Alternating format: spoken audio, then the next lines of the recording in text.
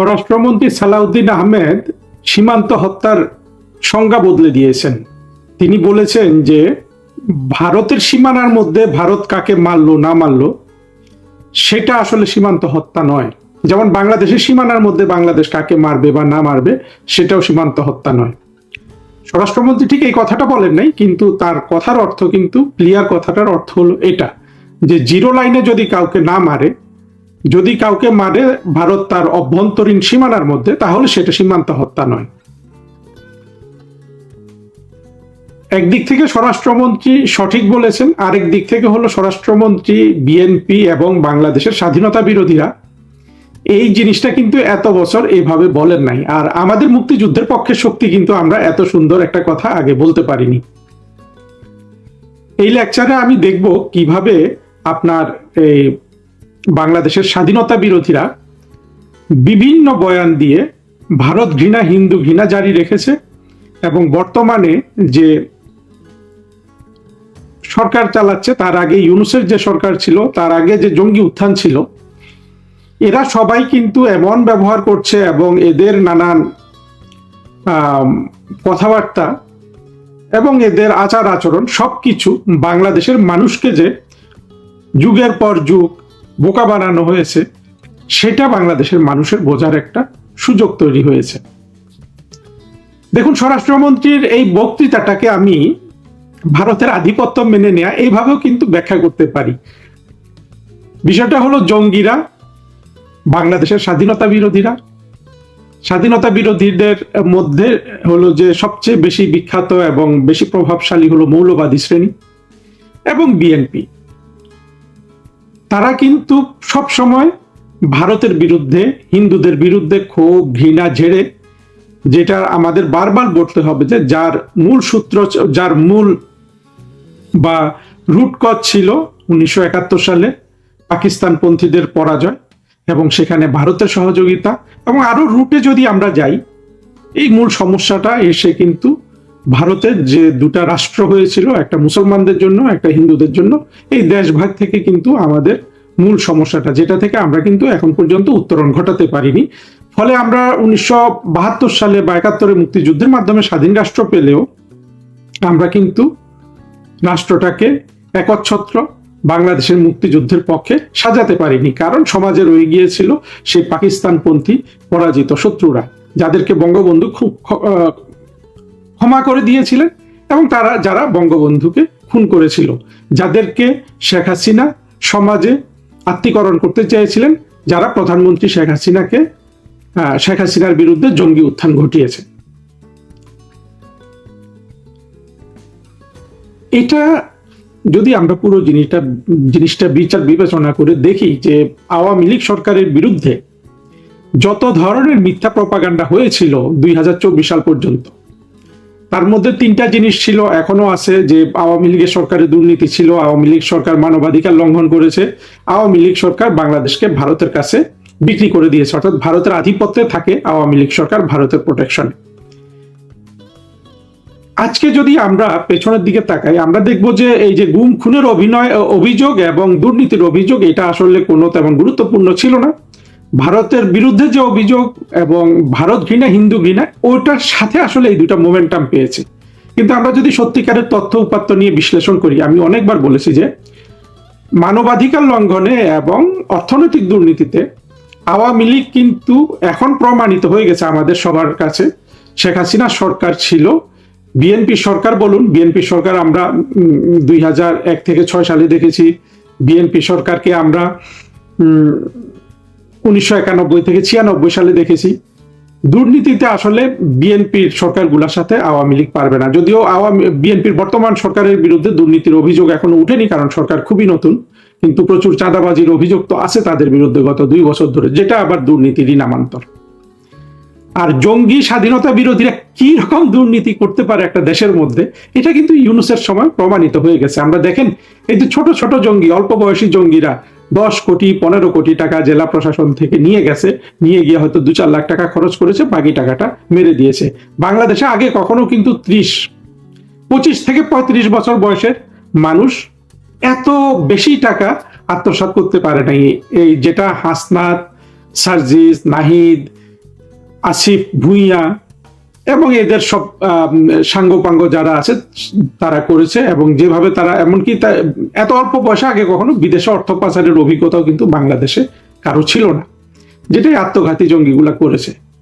ফলে আপনি যদি তথ্য উপাত্তের বেসিসে যান, আপনি দেখবেন যে দুর্নীতি করার ক্ষেত্রে শেখ হাসিনা সরকার ছিল অত্যন্ত দুর্বল, এবং মানবাধিকার লঙ্ঘনের ক্ষেত্রেও শেখ হাসিনা সরকার ছিল অত্যন্ত দুর্বল। অর্থাৎ শেখ হাসিনা সরকার ছিল সবচেয়ে কম দুর্নীতিবাজ সরকার বাংলাদেশের ইতিহাসে, শেখ হাসিনা সরকার ছিল সবচেয়ে বেশি মানবাধিকার রক্ষাকারী সরকার, এবং বেশি মানবাধিকার রক্ষাকারী সরকার হওয়াতে কিন্তু আওয়ামী লীগ একেবারে 72 সাল থেকে 2024 সাল পর্যন্ত সমাজের যে স্বাধীনতা বিরোধী মৌলবাদী শক্তি আছে, যেটা মূলত বাংলাদেশের প্রধান সমস্যা, এটাকে কিন্তু সমাধান করতে পারেনি।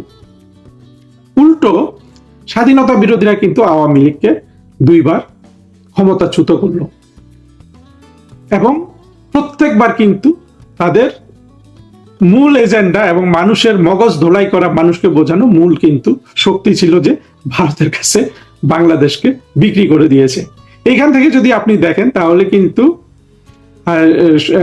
স্বরাষ্ট্রমন্ত্রীর যে বক্তব্য, এটাকে আপনি ভারতের কাছে আধিপত্য মেনে নেওয়া হিসাবে দেখতে পারেন, কিন্তু আসলে ওই জায়গায় আমি যাব না, যেহেতু সত্যটা উঠে এসছে সেটার উপর থাকাই আমাদের ভালো।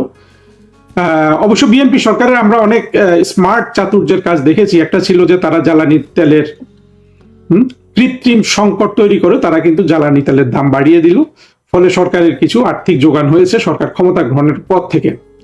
একের পর আমরা কিন্তু বিএনপি সরকারের এই ধরনের স্মার্ট বক্তৃতা বিবৃতি দেখছি, কিন্তু এগুলা যে মানুষ সব বোঝে না তা নয়। কিন্তু আসলে বাংলাদেশের মানুষও তো লজ্জা পাচ্ছে এখন, যখন দেখছে যে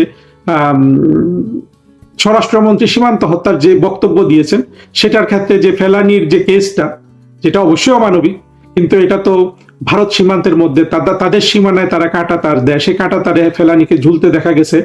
ফলে সালাউদ্দিন সাহেবের এই বক্তব্য অনুযায়ী বা উনি যে নতুন সংজ্ঞা দিয়েছেন সেই অনুযায়ী কিন্তু ফেলানির ব্যাপারে কিন্তু যেই ধরনের বাংলাদেশে গোলযোগ হয়েছে, এটা নিয়ে যেভাবে জনমতকে প্রভাবিত করা হয়েছে, ভারত ঘৃণা হিন্দু ঘৃণা ছড়িয়ে দেওয়া হয়েছে, সবগুলা কিন্তু ছিল ভিত্তিহীন, আমরা যদি সালাউদ্দিন সাহেবের কথাকে মেনে নেই। কিন্তু আমি মনে করি সালাউদ্দিন সাহেবের কথাটাকে মেনে নেওয়াই ভালো, এই জন্য যে বিএনপি এই জামাত বা এনসিপি এদের সামনে কিন্তু টিকবে না। বর্তমানে আমরা একটা আত্মঘাতী জঙ্গি নাসিরুদ্দিনকে যেভাবে বিভিন্ন জায়গায় যেতে দেখছি, এটাও কিন্তু বিএনপির জন্য একটা অশনি সংকেত হয়ে যাচ্ছে। অর্থাৎ 24-এর জঙ্গি কোয়ালিশন নিজেদের মধ্যে বিভিন্ন ধরনের আত্মকলহ কোন্দলে যে যুক্ত হবে, সেটা হলো এটার একটা প্রমাণ। অনেকে বলেন যে এরা যেহেতু একই সাথে, অর্থাৎ 24-এর জঙ্গি কোয়ালিশন, এরা নিজেরা ক্ষমতা ভাগাভাগি করে থাকবে, তবে সেটা সাধারণত দেখা যায় না, কারণ বাংলাদেশের রাষ্ট্র ক্ষমতা হাতে পেলে মানুষের হাতে অর্থ রোজগারের এমন অফুরন্ত সুযোগ আসে, সেই সুযোগ কিন্তু এখন এই যারা বর্তমানে যেই সংসদ আছে, এই সংসদের যারা বিরোধী দল, তারা তো কাছ থেকে দেখছে যে দেশের অর্থ রোজগারের সব সুযোগ সুবিধা চলে গেছে বিএনপির হাতে, ওরা তো এটা সহ্য করবে না।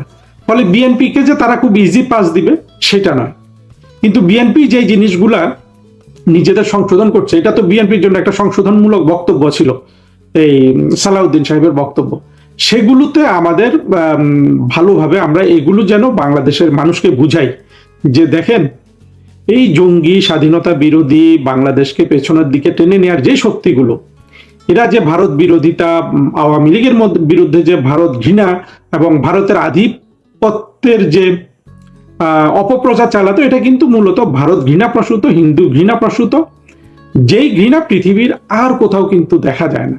আমরা 24-এর জঙ্গিদের এখন দেখি মার্কিন যুক্তরাষ্ট্রের অধীনে ওরা চলে যেতে চায়, যাতে তারা ভারতকে একটা শিক্ষা দিতে পারে, কারণ ভারত 1971 সালে বাংলাদেশ স্বাধীন করে দিয়েছিল। এর বাইরে কিন্তু কোনো কারণ আপনি খুঁজে পাবেন না।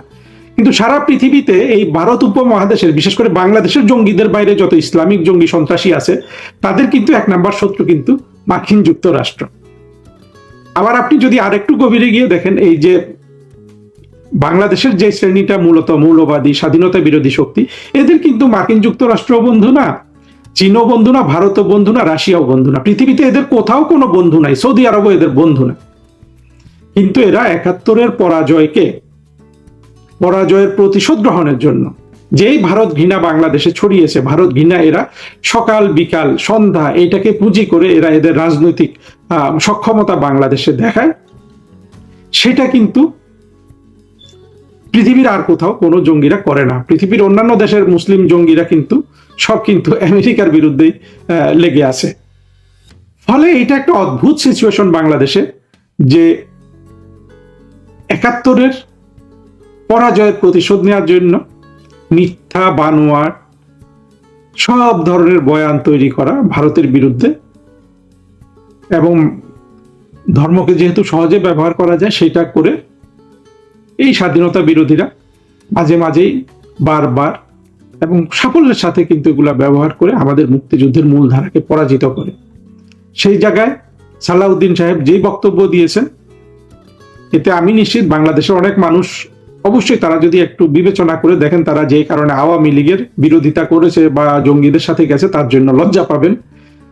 এবং মূল জিনিস হলো যে এই ভারত ঘৃণাটা বাংলাদেশ থেকে তোলা উচিত। ভবিষ্যতে আওয়ামী লীগের সরকার ক্ষমতায় আসলে আমরা কিন্তু এগুলা পরিপূর্ণভাবে ব্যবহার করব। আমরা বাংলাদেশের মানুষকে ওইটাই বারবার জিজ্ঞেস করব যে সালাউদ্দিন সাহেব যখন সীমান্ত হত্যার কিন্তু সংজ্ঞা দিলেন, সেটা তো আপনারা মেনে নিয়েছেন। আওয়ামী লীগের সময় যদি এইভাবে সীমান্ত হত্যা সংজ্ঞা দেওয়া হতো, সবাই রাস্তায় নেমে আসতো না? যারা যারা ২৪-এর জঙ্গি আন্দোলনে সমর্থন দিয়েছিল, যেসব সুশীল বাটপার বদমাশ শ্রেণী, সলিমুল্লাহ, ফরহাদ মজহার থেকে শুরু করে কার নাম আপনি নিবেন, সবগুলাই তো ২৪-এর জঙ্গি আন্দোলনে গিয়েছে। ওরা বিভিন্ন ধরনের আপনার বাণী দিত না? আচ্ছা, কিন্তু সালাউদ্দিন সাহেবের বিরুদ্ধে কোনো বাণী কেউ দিবে না।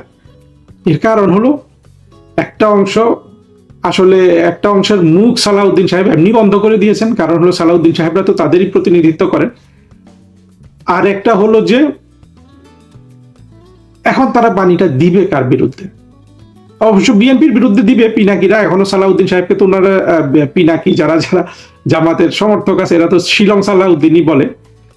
বিএনপিকে এখন তারা ভারতের কাছে বিক্রি হয়ে গেছে এটা বলার চেষ্টা করবে, কিন্তু সাধারণ মানুষ, মগজ ধোলাইকৃত মানুষ বিএনপির বিরুদ্ধে কিন্তু এটা ভালোভাবে নিবে না। ফলে বিএনপি এখন একটা ওয়াক ওভার পাচ্ছে বিভিন্ন জায়গায়, যেটা বিএনপির জন্য এই সময়টা রাষ্ট্রটা শাসন করতে সুবিধাজনক হচ্ছে।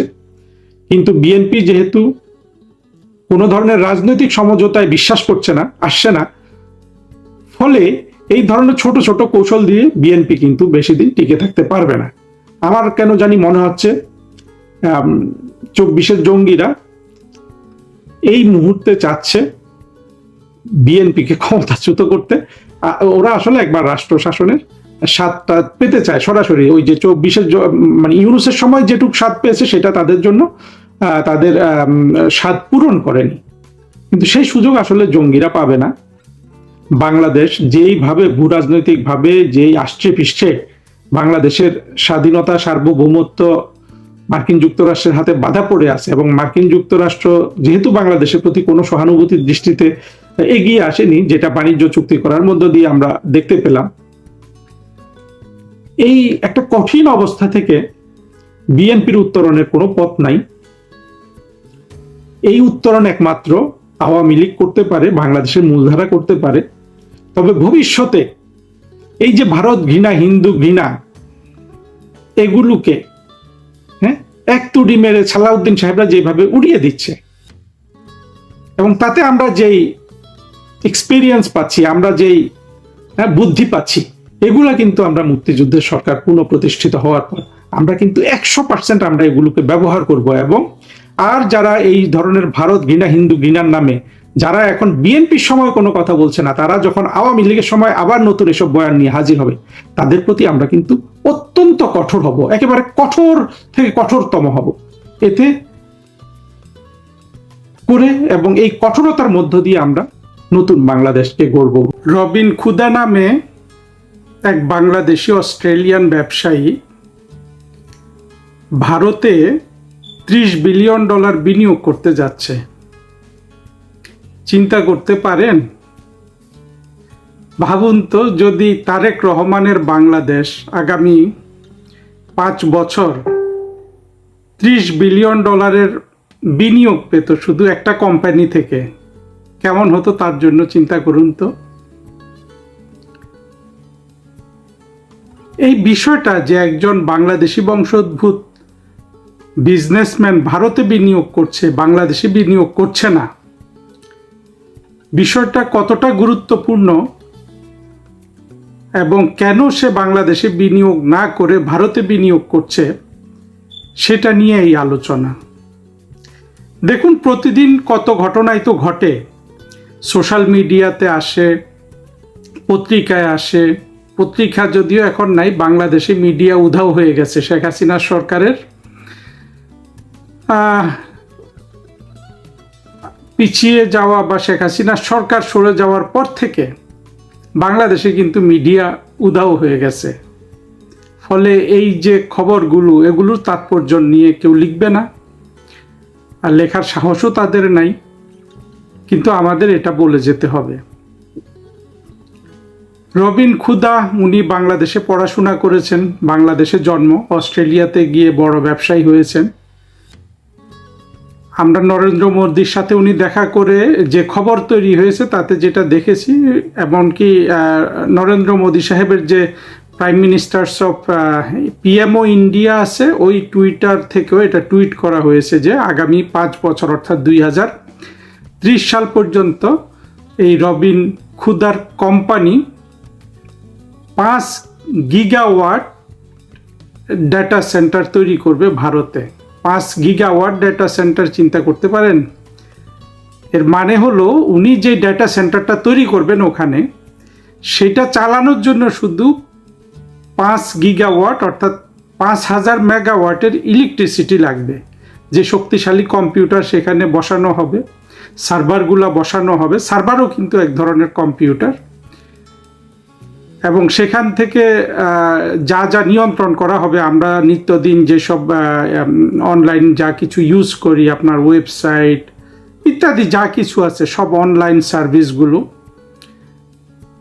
এইটা অনেক বড় ধরনের একটা আপনার বিনিয়োগ, যেখানে শুধু 5000 মেগাওয়াট লাগবে ইলেকট্রিসিটি, যে ইন্ডাস্ট্রিটা চালাতে চিন্তা করাও মুশকিল।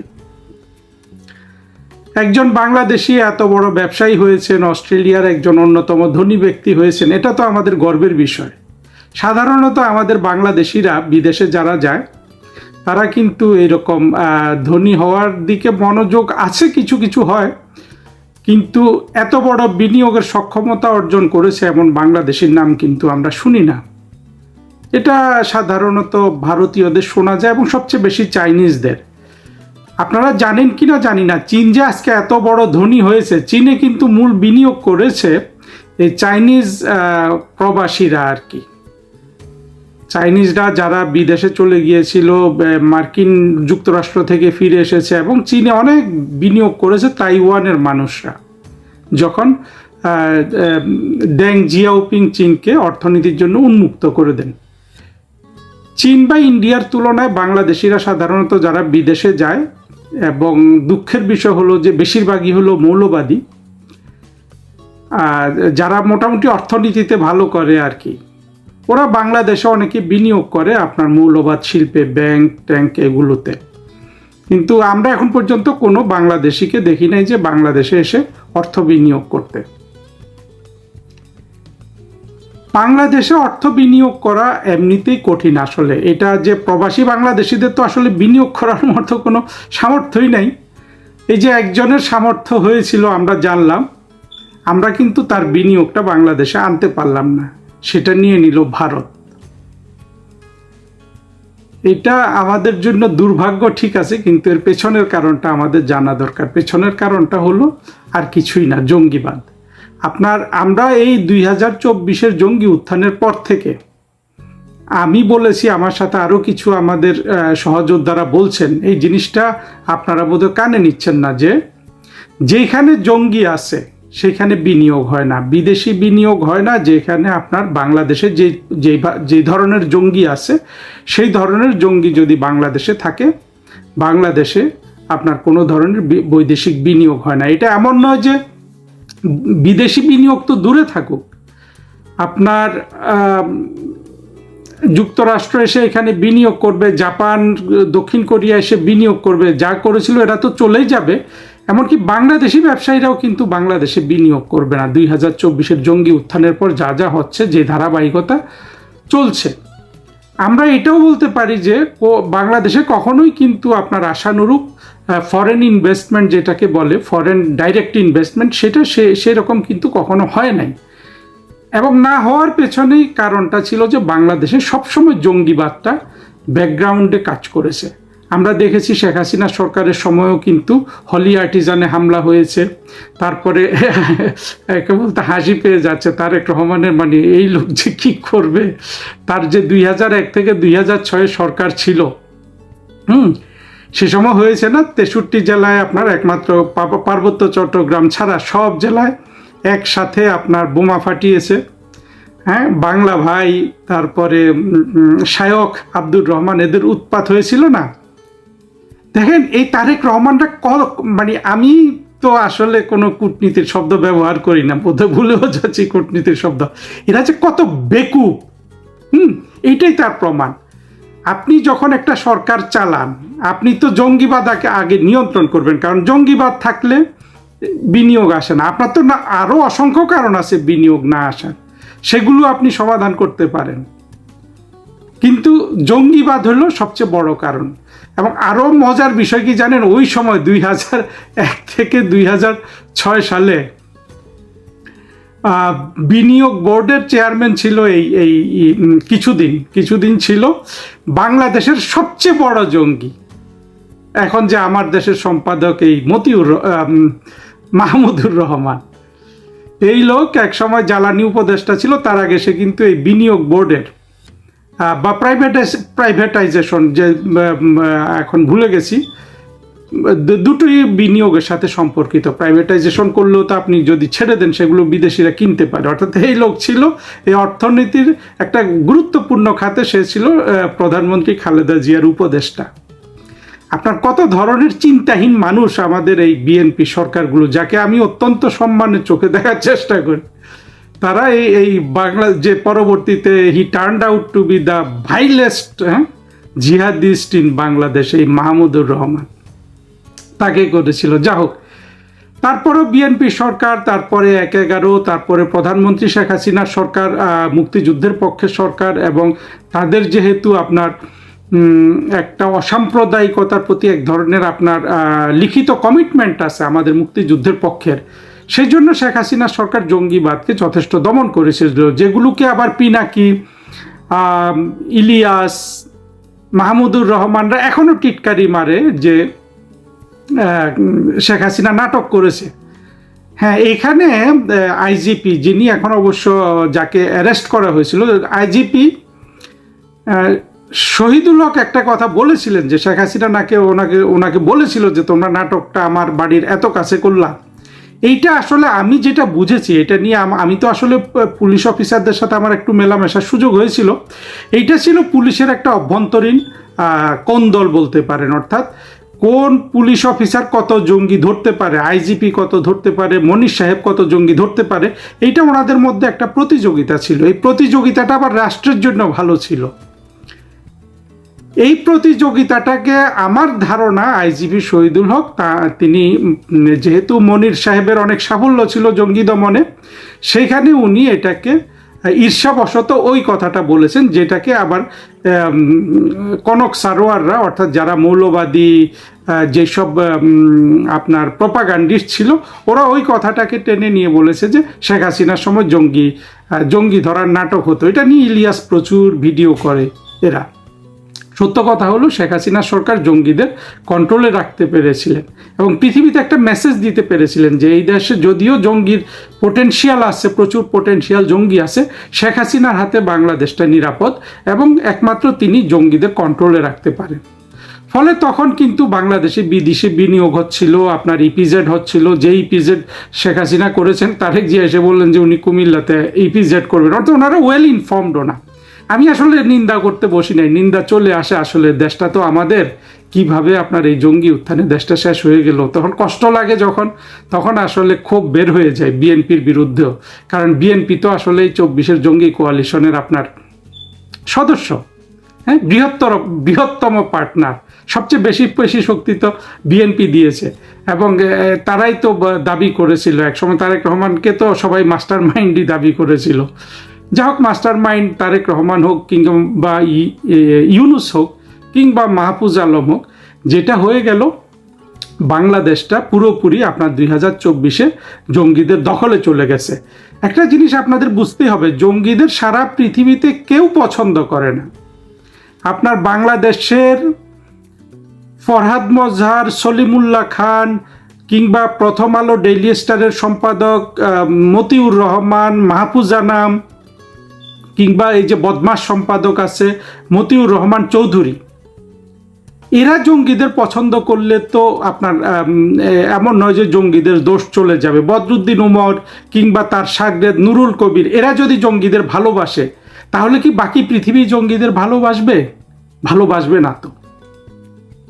আমাদের দেশের এইসব তথাকথিত বুদ্ধিজীবীরা জঙ্গিদের ভালোবাসে, কারণ হলো এরা পাকিস্তানের হাতে, অর্থাৎ বাংলাদেশের হাতে যে 71-এ পাকিস্তানের পরাজয় হয়েছিল, সেটার প্রতিশোধ চায় ওরা প্রতিশোধ চায়। ওরা পাকিস্তান, ওদের মানসপটে আছে একটা পাকিস্তান, কারণ এরা বেশিরভাগই হলো যে দেশভাগ থেকে আপনার এই সাম্প্রদায়িকতায় আক্রান্ত। এটা তো সত্য যে দেশভাগে একদিক থেকে হিন্দুরা একদিকে গেছে, মুসলমানরা একদিকে এসছে, তাই না? এখানে তো ট্র্যাজেডি ছিল, সেই ট্র্যাজেডির আপনার শিকার হইল এই বদরুদ্দিন ওমর জাতীয় যেসব বর্তমানে যেটা ভারত, সেখান থেকে যেসব মুসলমান বাংলাদেশে এসেছিল।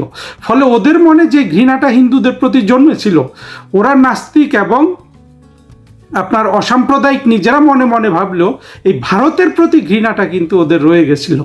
ফলে আমরা দেখলাম যে 2024-এ একেবারে বাংলাদেশের মোটা দাগে সব তথাকথিত বুদ্ধিজীবী, তথাকথিত শব্দটা যদিও শুনতে অনেক পুরনো লাগে, আসলে এইসব আজে বাজে লোকজন, সে সিরাজুল চৌধুরী থেকে শুরু করে বদরুদ্দিন উমর, সে অবশ্য জঙ্গিদের ইয়েটা বেশি দিন দেখে যেতে পারলো না। সারা জীবন ওর স্বপ্ন ছিল যে হ্যাঁ, বাংলাদেশ যদি পাকিস্তান হয় সেখানে বসবাস করবে।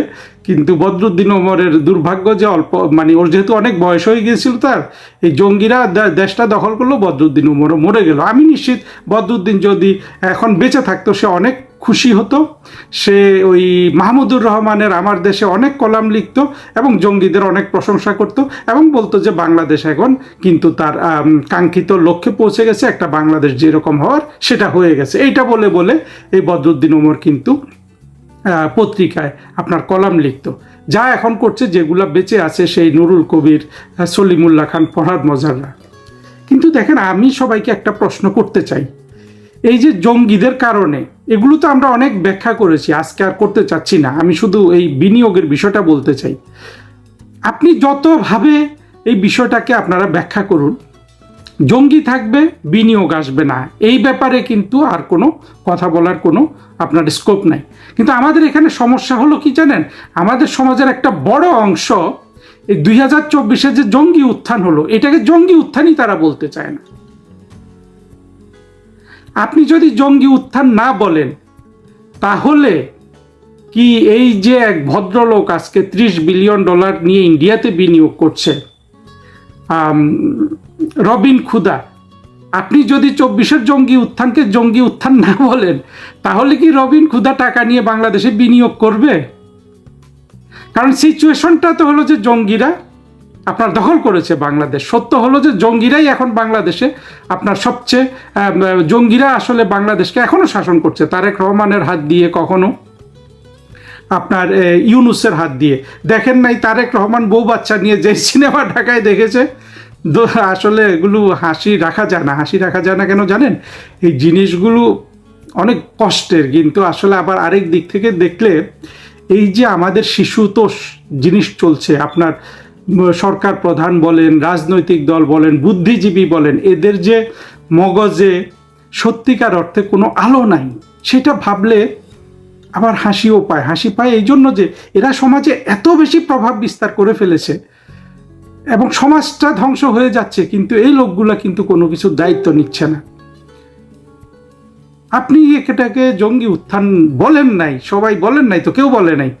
আপনি এই যে আমাদের যে কোনো সেক্টরে দেখেন, সমাজে আপনি যাকে বুদ্ধিমান মনে করেন, যাকে আপনি জ্ঞানী মনে করেন, তার কতজন জঙ্গি উত্থানটাকে জঙ্গি উত্থান বলছে না তো। কিন্তু ওই যে আপনার রবিন খুদা, সে কিন্তু ঠিকই জানে রবিন খুদা কোন রাজনীতি করে আমি জানি না, তার পিতামাতা নিশ্চয় কোনো রাজনীতি করে, সেইখানে তার হয়তো একটা মতামত থাকবে, মুখে ভিন্ন বলতেও পারে। আমি বাংলাদেশি যারা বিদেশে প্রতিষ্ঠিত হয় অসংখ্য মানুষ দেখেছি, তো আমার অনেক বেশি জানাশোনা, এই জন্য আসলে কথা বেশি গুছানো হয় না, এত ভেতরে কথা কত বলবো আপনাদের। কিন্তু রবিন খুদা, তার যেহেতু ব্যবসায়ী বুদ্ধি, তার যেহেতু ব্রেনটা ব্যবসায়ী, সে কিন্তু জানে যে বাংলাদেশে গেলে তো আমার এই $30 বিলিয়ন কিন্তু কোন দিন কোন জঙ্গি আপনার উপড়ে ফেলে, কোন বিল্ডিং জ্বালিয়ে দেয়, কোন রাস্তা খুঁড়ে ফেলে, এটার তো কোনো নিশ্চয়তা নাই বাংলাদেশে। উনি কিন্তু ঠিকই এই টাকাটা আপনার ভারতে বিনিয়োগ করছে। একটা জিনিস মনে রাখবেন, সব বাংলাদেশি কিন্তু মানে এই ধরনের যারা বড় হয়ে যায়, আমি অনেকের সাথে মিশেছি, ও কথাও বলেছি, চেষ্টাও করেছি এদের সাথে, তারা কিন্তু প্রথমে কিন্তু মাতৃভূমিতেই বিনিয়োগ করতে চায়। রবিন খুদারও দেখবেন যে একটা কষ্ট মনের মধ্যে আছে যে সে কেন বাংলাদেশে বিনিয়োগটা না করে ভারতে করছে। আপনি রবিন খুদাকে এখন এদেরকে দেন, পিনাকি, ইলিয়াস, মাহমুদুর রহমান, কনক সারোয়ার, তাকে রয়ের এজেন্ট ইত্যাদি বলে টোলে গালি দিক, ওরা তো এখন তাও করতে পারে। কিন্তু সত্য হলো রবিন খুদা একজন চৌকস ব্যবসায়ী, সে জানে যে বাংলাদেশে বিনিয়োগ করলে তার এই বিনিয়োগ জঙ্গিরা ধ্বংস করে দিবে। 2024-এ যেই তাণ্ডব জঙ্গিরা চালিয়েছে, সেই তাণ্ডব দেখার পরে সারা পৃথিবীর কোনো ব্যবসায়ী আপনার বাংলাদেশে বিনিয়োগ করবে না। সেটা আপনি এখন এটাকে জঙ্গি উত্থান বলুন কিংবা না বলুন, কিন্তু এই যে বিনিয়োগ করছে না বাংলাদেশ, যে এর জন্য আপনার অর্থনৈতিকভাবে ধসে যাচ্ছে, এর জন্য কি এই সলিমুল্লাহরা দায়ী হবে না? অবশ্যই তারা দায়ী হবে। আমার ধারণা, আমরা যদি এইভাবে কথা বলতে থাকি, এই সলিমুল্লাহদেরই মানুষ, সলিমুল্লাহ কিন্তু একসময় ঝুঁটি ছিল, এখন ঝুঁটি কেটে ফেলছে। ওই ঝুঁটি থাকলে এই ঝুঁটি টেনে ধরে ওকে কিন্তু আপনার ওর কপাল মুখ মাটিতে ঘষে ঘষে বাংলাদেশের দরিদ্র মানুষ একদিন জিজ্ঞেস করতো, তুই যে এই জঙ্গি উত্থানকে সহযোগিতা দিয়েছিস, তুই এত তরুণকে প্রভাবিত করেছিস, আজকে দেখ তোর জন্য বাংলাদেশটা কিন্তু দরিদ্র হয়ে গেল। এটা বলে বলে সলিমুল্লাহ যদি বেঁচে থাকে, দেখবেন ওর ঝুঁটি না থাকলেও ওর চুল টেনে লম্বা করে কিন্তু ওর মুখ মাটিতে ঘষে বাংলাদেশের মানুষ একদিন ওকে জিজ্ঞেস করবে যে তোদের মতো মানুষদের জন্য এই জঙ্গি উত্থানকে আমরা জঙ্গি উত্থান বলতে পারিনি, জঙ্গিদের উত্থানকে আমরা অনুধাবন করতে পারিনি, এটা কিন্তু বলবে।